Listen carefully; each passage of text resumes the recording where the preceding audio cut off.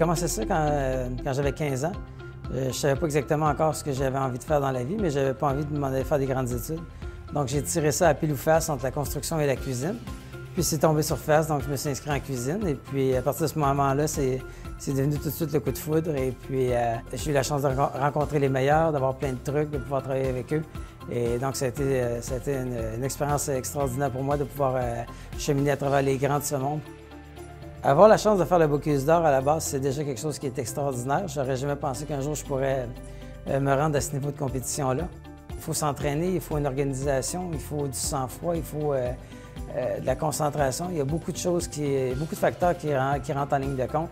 Même si j'arrivais dernier ou peu importe le résultat à la fin, je vais avoir acquis beaucoup de nouvelles perceptions, de nouvelles techniques. Je serais content d'être là, j'en suis très fier de représenter le pays là-bas.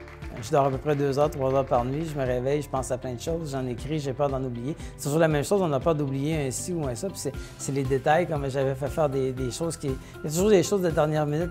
Je vous donne un exemple, on doit remettre un livre à chacun des juges. Ça devait être prêt hier, on vient de m'appeler, ça ne sera pas prêt avant peut-être jeudi, voire vendredi, parce que les prêts sont brisés cette semaine. Donc, j'ai les cloches qui sont prêtes, qui sont en France présentement. J'ai une branche qui doit être insérée dedans.